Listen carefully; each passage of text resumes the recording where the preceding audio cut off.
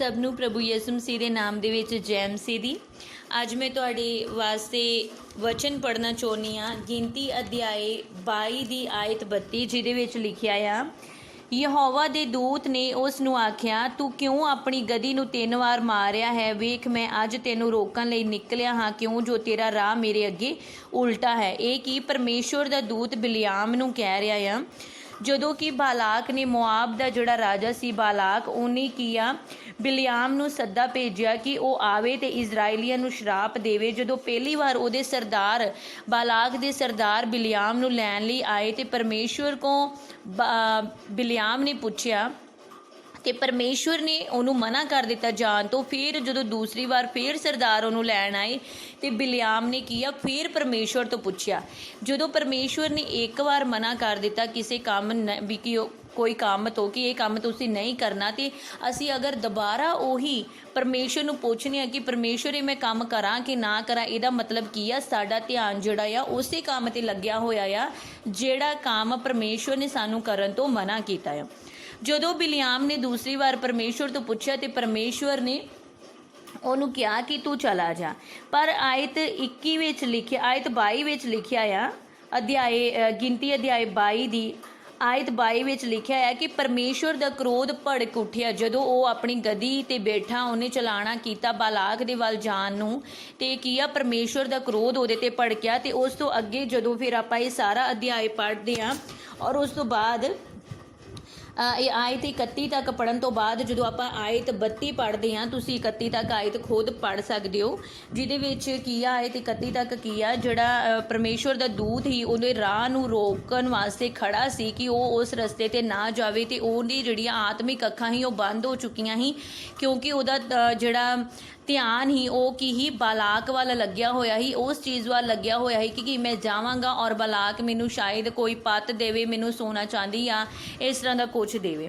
तो फिर की है गधी ने दूत नूं वेख्या पर उन्हें गधी ने वो रस्ते तो मुड़ गई क्योंकि परमेश्वर के दूत नूं गधी ने वेख लिया सी। पर बिलियाम ने दूत नूं बिलियाम नहीं देख सकिया तो उन्हें अपनी गधी नूं 3 वार मारिया कि तू बार बार जिहड़ा वा रस्ता क्यों चेंज कर रही है, क्यों नहीं तू तुर रही, क्योंकि वो कदी बैठ जाती सी, कदी वो की खड़ी हो जाती सी ते कदी अपने रस्ते तो मुड़ जाती सी। फिर उस तो बाद जदों बिलियाम ने दूत नूं वेख्या आयत 32 दे विच ते दूत ने उहदे नाल गल कीती बिलियाम दे नाल ते उहने कहा, यहोवा दे दूत ने उस नूं आख्या, आयत 32 मैं पढ़ रही तुहाडे लई, यहोवा दे दूत ने उस नूं आख्या, तू क्यों अपनी गधी नूं 3 वार मारिया है? वेख मैं अज तैनूं रोकण लई निकलिया हाँ, क्यों जो तेरा राह मेरे अगे उल्टा है। क्यों जो तेरा राह मेरे अगे उल्टा है, क्यों जो तेरा राह मेरे अगे उल्टा है दा की मतलब आ इस तरह का काम करना जिहड़ा कि परमेश्वर नूं ना पावे या परमेश्वर की मर्जी जिस काम दे विच शामिल ना होवे, या इस तरह का डिसीजन लेना कि जिहदे विच परमेश्वर की मर्जी शामिल ना होवे। कई बार सानूं बिल्कुल अच्छे तरीके दे नाल पता हुंदा है कि जो काम असीं कर रहे हां उहदे विच परमेश्वर की मर्जी नहीं है, परमेश्वर वो काम नूं पसंद नहीं करेगा, पर फिर भी असीं की आ वो काम नूं करदे आ। उस काम नूं करना ही की आ परमेश्वर दे प्रति असीं साडा राह जिहड़ा आ उल्टा हो जांदा है। फिर उस तो बाद आयत 33 विच दूत की कहंदा आ, गधी ने मैनू वेख्या ते मैथों 3 वार मुड़ी, जे वो मेरे वल्लों ना मुड़दी तां हुण मैं तैनूं भी वड्ड सुट्टदा पर उहनूं जिउंदी रहण दिंदा। दूत की कहंदा आ कि जे गधी 3 वार ना मुड़दी तो मैं तैनूं की ही वड्ड सुट्टना ही, क्योंकि तेरा राह मेरे अगे उल्टा ही। इस तरह आपां भी की करदे आ अपनी दुनियावी जरूरतां नूं पूरा करन वास्ते इस तरह के कामां ਨੂੰ ਆਪਾਂ ਕਰਨ ਲੱਗ ਜਾਂਦੇ ਹਾਂ ਜਿਹੜਾ ਸਾਨੂੰ ਚੰਗੀ ਤਰ੍ਹਾਂ ਪਤਾ ਹੁੰਦਾ ਆ ਕਿ ਇਹ ਪਰਮੇਸ਼ਵਰ ਦੀ ਮਰਜ਼ੀ ਦੇ ਅਨੁਸਾਰ ਨਹੀਂ ਆ, ਪਰਮੇਸ਼ਵਰ ਦੀ ਮਰਜ਼ੀ ਇਹਦੇ 'ਚ ਸ਼ਾਮਿਲ ਨਹੀਂ ਆ, ਇਹ ਕੰਮ ਪਰਮੇਸ਼ਵਰ ਨੂੰ ਪਸੰਦ ਨਹੀਂ ਆਏਗਾ। ਉਹ ਚਾਹੇ ਆਪਣੇ ਬੱਚਿਆਂ ਨੂੰ ਲੈ ਕੇ ਹੋਏ, ਕਈ ਲੋਕ ਕੀ ਕਰਦੇ ਆ ਬੱਚਾ ਬਿਮਾਰ ਹੋ ਜਾਂਦਾ ਆ ਤੇ ਕੋਈ ਗਵਾਂਢੀ ਉਹਨੂੰ ਸਲਾਹ ਦੇ ਦਿੰਦਾ ਆ ਕਿ ਤੂੰ ਫਲਾਣੇ ਬਾਬੇ ਕੋਲ ਲੈ ਜਾ, ਉਹ ਚੰਗਾ ਭਲਾ ਕ੍ਰਿਸਚਨ ਹੁੰਦਾ ਆ, ਚਰਚ ਜਾ ਰਿਹਾ ਹੁੰਦਾ ਆ, ਪਰ ਫਿਰ ਵੀ ਉਹ ਕੀ ਆ ਪ੍ਰਭੂ ਤੇ ਵਿਸ਼ਵਾਸ ਨਾ ਕਰਕੇ ਕੀ ਆ ਬਾਬੇ ਕੋ ਤੁਰ ਜਾਂਦਾ ਆ, ਉਥੋਂ ਧਾਗੇ ਤਵੀਤਾਂ ਬਣਾਉਂਦਾ ਆ ਕਿ ਉਹਦਾ ਬੱਚਾ ਬਚ ਜਾਏ। ਇਹ ਸਾਰੇ ਕੰਮ ਕੀ ਆ ਪਰਮੇਸ਼ਵਰ ਦੇ ਖਿਲਾਫ ਆ। ਔਰ ਫਿਰ ਕੀ ਆ, ਕੁਛ ਇਸ ਤਰ੍ਹਾਂ ਦੇ ਕੰਮ ਕਰਨਾ ਕਿ ਅਸੀਂ ਆਪਣੇ ਬੱਚਿਆਂ ਨੂੰ ਪਹਿਲ ਦੇ ਦਿੰਦੇ ਹਾਂ, ਆਪਣੇ ਬੱਚਿਆਂ ਦੇ ਕਰਕੇ ਇਸ ਤਰ੍ਹਾਂ ਦੇ ਕੰਮ ਕਰਦੇ ਹਾਂ ਕਿ ਜਿਹੜੇ ਪਰਮੇਸ਼ਵਰ ਦੇ ਖਿਲਾਫ ਹੁੰਦੇ ਨੇ। ਮੈਂ ਤੁਹਾਨੂੰ ਕਲੀਅਰਲੀ ਦੱਸਣਾ ਚਾਹੁੰਦੀ ਹਾਂ ਕਿ ਕਈ ਵਾਰ ਕੁਛ ਸਕੂਲ ਇਸ ਤਰ੍ਹਾਂ ਦੇ ਨੇ ਜਿੱਥੇ ਕਿ ਅਸੀਂ ਮਤਲਬ ਜਿੱਥੇ ਹਾਈ ਕੁਆਲੀਫਿਕੇਸ਼ਨ ਆ, ਅੱਛੀ ਕੁਆਲੀਫਿਕੇਸ਼ਨ, ਔਰ ਅਸੀਂ ਆਪਣੇ ਬੱਚਿਆਂ ਨੂੰ ਅੱਛੀ ਕੁਆਲੀਫਿਕੇਸ਼ਨ ਦੇਣ ਵਾਸਤੇ ਉਹ ਸਕੂਲਾਂ ਵਿੱਚ ਐਡਮਿਸ਼ਨ ਕਰਵਾਉਣਾ ਚਾਹੁੰਦੇ ਹਾਂ। ਪਰ ਉਹ ਸਕੂਲਾਂ ਦੇ ਵਿੱਚ ਕੀ ਆ, ਉਹ ਕਹਿੰਦੇ ਕਿ ਤੁਸੀਂ ਸਾਡੇ ਚਰਚ ਦੇ ਮੈਂਬਰ ਬਣੋ ਔਰ ਤੁਸੀਂ ਬੈਪਟਿਜ਼ਮ ਲਓ ਸਾਡੇ ਚਰਚ ਤੋਂ, ਔਰ ਫਿਰ ਤੁਹਾਡੇ ਬੱਚਿਆਂ ਦੀ ਜਿਹੜੀ ਫੀਸ ਆ ਉਹ ਮਾफ़ ਕੀਤੀ ਜਾਏਗੀ। ਮੈਂ ਇਹ ਨਹੀਂ ਕਹਿ ਰਹੀ ਕਿ ਤੁਸੀਂ ਆਪਣੇ ਬੱਚਿਆਂ ਨੂੰ ਅੱਛੀ ਕੁਆਲੀਫਿਕੇਸ਼ਨ ਨਾ ਦਿਓ, ਪਰ ਜੋ ਕੰਮ ਪਰਮੇਸ਼ਵਰ ਦੀ ਮਰਜ਼ੀ ਦੇ ਖਿਲਾਫ ਆ ਉਹ ਤੁਸੀਂ ਕਦੇ ਨਾ ਕਰੋ। ਅਗਰ ਤੁਹਾਡੇ ਕੋਲ ਪੈਸੇ ਹੈ, ਤੁਸੀਂ ਫੁੱਲ ਫੀਸ ਦੇ ਸਕਦੇ ਹੋ ਤੇ ਤੁਸੀਂ ਉਸ ਸਕੂਲ ਵਿੱਚ ਐਡਮਿਸ਼ਨ ਕਰਵਾਓ, ਫੁੱਲ ਫੀਸ ਦਿਓ। ਤੁਸੀਂ ਫੀਸ ਨੂੰ ਹਾਫ ਕਰਨ ਵਾਸਤੇ ਕੀ ਆ, ਪਰਮੇਸ਼ਵਰ ਦੇ ਉਲਟ ਕੰਮ ਕਰਦੇ ਹੋ ਕਿ ਦੁਬਾਰਾ ਅਗਰ ਤੁਸੀਂ ਬੈਪਟਿਜ਼ਮ ਲਿੱਤਾ ਹੁੰਦਾ ਹੈ ਤੇ ਦੁਬਾਰਾ ਤੁਸੀਂ ਬੈਪਟਿਜ਼ਮ ਲੈ ਲੈਂਦੇ ਹੋ ਕਿ ਨਹੀਂ ਕੋਈ ਗੱਲ ਨਹੀਂ, ਸਾਡੇ ਬੱਚਿਆਂ ਨੂੰ ਤੇ ਅੱਛਾ ਜੀਵਨ ਮਿਲੇਗਾ। ਪਰ ਮੈਂ ਤੁਹਾਨੂੰ ਕਹਿਣਾ ਚਾਹੁੰਦੀ ਹਾਂ, ਜੇ ਅੱਗੇ ਜਿਸ ਤਰ੍ਹਾਂ ਤੁਸੀਂ ਪਰਮੇਸ਼ਵਰ ਨੂੰ ਪਿੱਛੇ ਸੁੱਟ ਕੇ ਆਪਣੇ ਬੱਚਿਆਂ ਨੂੰ ਅੱਗੇ ਕਰ ਦਿੱਤਾ, ਜੇ ਅੱਗੇ ਜਾ ਕੇ ਤੁਹਾਡੇ ਬੱਚਿਆਂ ਨੇ ਤੁਹਾਨੂੰ ਪਿੱਛੇ ਸੁੱਟ ਕੇ ਆਪਣੇ ਬੱਚਿਆਂ ਨੂੰ ਅੱਗੇ ਕਰ ਦਿੱਤੇ ਤੇ ਫਿਰ ਤੁਹਾਡੇ ਤੇ ਕੀ ਬੀਤੇਗੀ। ਸਾਡਾ ਪਿਤਾ ਪਰਮੇਸ਼ਵਰ ਯਹੋਵਾ ਆ, ਜਿਹਨੂੰ ਅਸੀਂ ਹਮੇਸ਼ਾ ਆਪਣੇ ਅੱਗੇ ਰੱਖ ਕੇ ਚੱਲਣਾ ਆ ਔਰ ਉਹਦੀ ਇੱਛਾ ਨੂੰ ਆਪਣੇ ਅੱਗੇ ਰੱਖ ਕੇ ਚੱਲਣਾ ਆ। ਅਗਰ ਤੁਸੀਂ ਉਹਦੀ ਇੱਛਾ ਦੇ ਅਨੁਸਾਰ ਚੱਲੋਗੇ, ਕਿਉਂਕਿ ਉਹ ਸਾਡਾ ਪਿਤਾ ਪਰਮੇਸ਼ਵਰ ਆ, ਤੇ ਅਗਰ ਅਸੀਂ ਆਪਣੇ ਪਿਤਾ ਦੀ ਇੱਛਾ ਦੇ ਅਨੁਸਾਰ ਚੱਲਾਂਗੇ, ਆਪਣੇ ਸਵਰਗੀ ਪਿਤਾ ਦੀ ਇੱਛਾ ਦੇ ਅਨੁਸਾਰ ਚੱਲਾਂਗੇ ਤੇ ਸਾਡੇ ਬੱਚੇ ਵੀ ਸਾਡੀ ਇੱਛਾ ਦੇ ਅਨੁਸਾਰ ਚੱਲਣਗੇ। ਜੇ ਅਸੀਂ ਆਪਣੇ ਪਿਤਾ ਨੂੰ ਹੀ ਪਿੱਛੇ ਸੁੱਟ ਕੇ ਆਪਣੇ ਬੱਚਿਆਂ ਨੂੰ ਅੱਗੇ ਕਰਾਂਗੇ ਤੇ ਹੋ ਸਕਦਾ ਕੱਲ੍ਹ ਨੂੰ ਤੁਹਾਡੇ ਬੱਚੇ ਤੁਹਾਨੂੰ ਪਿੱਛੇ ਸੁੱਟ ਕੇ ਆਪਣੇ ਬੱਚਿਆਂ ਨੂੰ ਅੱਗੇ ਕਰ ਦੇਣ, ਫਿਰ ਤੁਹਾਡੇ ਤੇ ਕੀ ਬੀਤੇਗੀ। ਮੈਂ ਇਸ ਕਰਕੇ ਮੈਂ ਤੁਹਾਨੂੰ ਇਹੀ ਕਹਿਣਾ ਚਾਹੁੰਦੀ ਹਾਂ ਕਿ ਕੋਈ ਵੀ ਇਸ ਤਰ੍ਹਾਂ ਦਾ ਕੰਮ ਨਾ ਕਰੋ ਜਿਹੜਾ ਕਿ ਪਰਮੇਸ਼ਵਰ ਦੀ ਮਰਜ਼ੀ ਦੇ ਖਿਲਾਫ ਹੋਵੇ।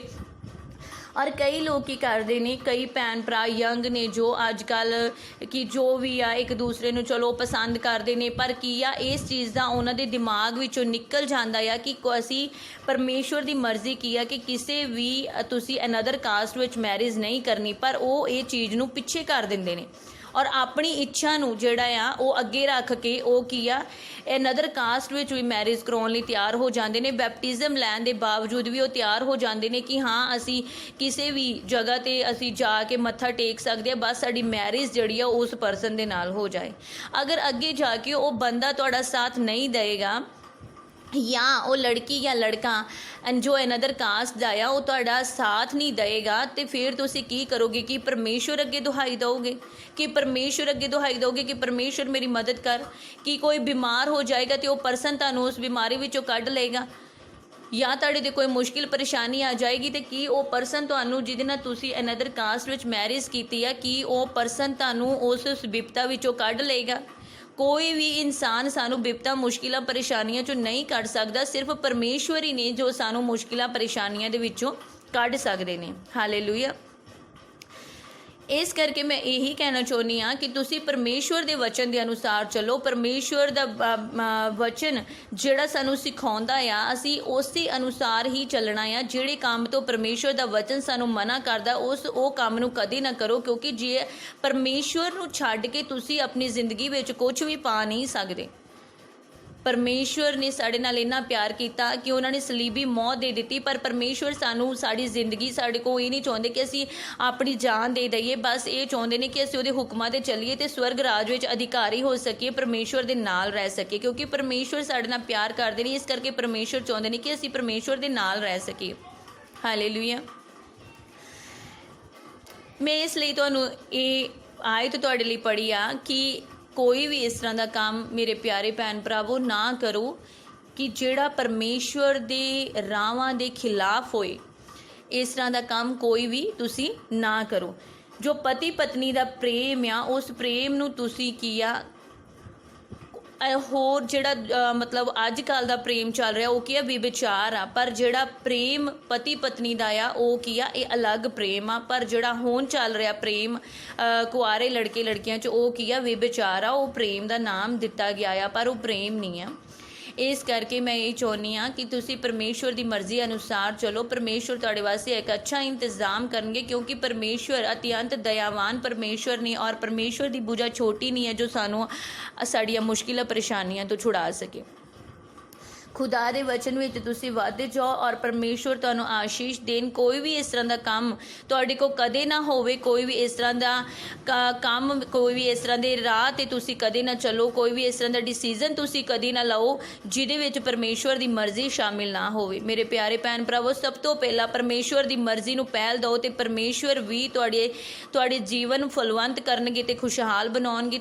ਅਸੀਂ ਪਰਮੇਸ਼ਵਰ ਦੀ ਆਗਿਆਕਾਰ ਰਵਾਂਗੇ ਅਤੇ ਸਾਡੇ ਬੱਚੇ ਵੀ ਸਾਡੇ ਆਗਿਆਕਾਰ ਰਹਿਣਗੇ। ਪਰਮੇਸ਼ਵਰ ਤੁਹਾਨੂੰ ਫਲਵੰਤ ਕਰਨ ਔਰ ਤੁਹਾਡੇ ਬੱਚਿਆਂ ਨੂੰ ਤੁਹਾਡੇ ਆਗਿਆਕਾਰ ਬਣਾਉਣ ਔਰ ਤੁਸੀਂ ਵੀ ਪਰਮੇਸ਼ਵਰ ਦੇ ਆਗਿਆਕਾਰ ਬਣੇ ਰਹੋ। ਪਰਮੇਸ਼ਵਰ ਵਿੱਚ ਫਲਵੰਤ ਹੋ, ਪਰਮੇਸ਼ਵਰ ਵਿੱਚ ਵੱਧਦੇ ਜਾਓ, ਆਤਮਿਕ ਬਲ ਪਾਓ, ਆਤਮਾ ਦਾ ਮਸਾ ਪਾਓ। ਹਾਲੇਲੂਇਆ, ਆਮੀਨ, ਆਮੀਨ, ਆਮੀਨ।